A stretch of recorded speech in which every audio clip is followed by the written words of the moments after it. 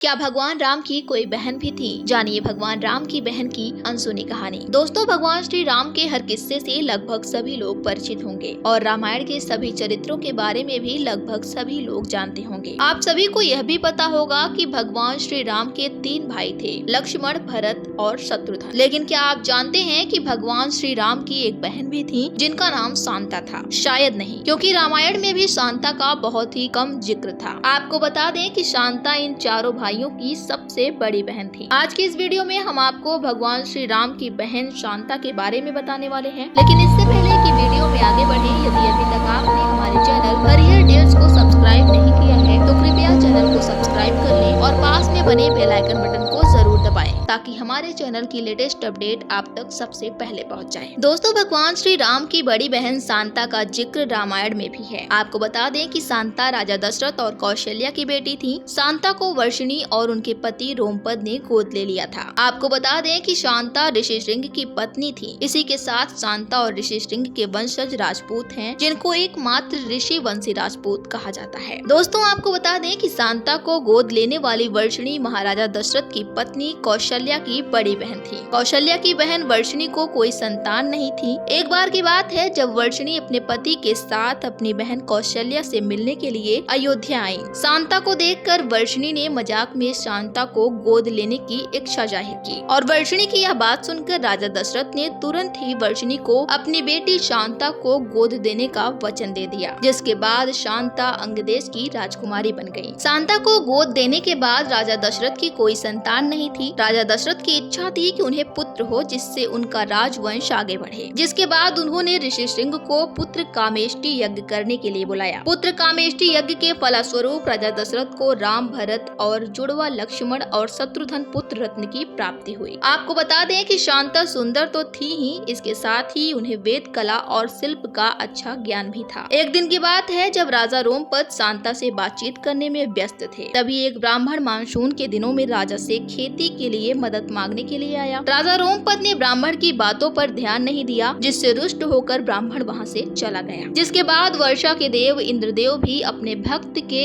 इस तरह के अपमान से नाराज हो गए। इसलिए मानसून के मौसम में भी वहाँ बहुत कम वर्षा होने लगी, जिससे चारों तरफ हाहाकार मच गई और सूखा पड़ने लगा। इस समस्या के निवारण के लिए राजा रोमपद ऋषिशृंग के पास गए। राजा रोमपद ऋषिशृंग से यज्ञ करने की विनती करते हैं, जिसके बाद यज्ञ शुरू किया जाता है। यज्ञ करने के बाद अंगदेश में वर्षा होती है, जिससे सूखा खत्म हो जाता है और इसी बात से प्रसन्न होकर राजा रोमपद ने अपनी पुत्री शांता का विवाह ऋषिशृंग से कर दिया। आपको बता दें कि शांता को लेकर टीवी सीरियल में भी एक कहानी बताई गई है, जिसके अनुसार उसमें दिखाया गया है कि शांता को किसी को भी गोद नहीं दिया गया था। धारावाहिक के अनुसार एक बार अयोध्या में भारी सूखा पड़ गया था, जिसकी वजह से ऋषिशृंग को यज्ञ के लिए बुलाया गया था। ऋषिशृंग के यज्ञ करने के बाद अयोध्या में भारी बारिश होती है, जिससे अयोध्यावासी खुशी से झूम उठते हैं और इसी से खुश होकर राजा दशरथ ऋषिशृंग को पुरस्कृत करने की इच्छा जाहिर करते हैं। जिसके बाद ऋषिशृंग ने राजा दशरथ की बेटी शांता का हाथ मांगकर सबको चकित कर दिया। हालांकि राजा दशरथ अपनी बेटी शांता का हाथ एक ऋषि के हाथ में देने के लिए राजी नहीं थे, लेकिन फिर भी वह मान गए। सालों बाद भी जब राजा दशरथ की कोई संतान नहीं होती तो वह फिर से ऋषिशृंग को बुलाते हैं और पुत्र कामेष्टि यज्ञ करवाते हैं। इस यज्ञ के पूरा होने के बाद ऋषिशृंग तीनों रानियों को प्रसाद देते हैं, जिसके फलस्वरूप राजा दशरथ को पुत्र रत्न की प्राप्ति होती है। तो दोस्तों,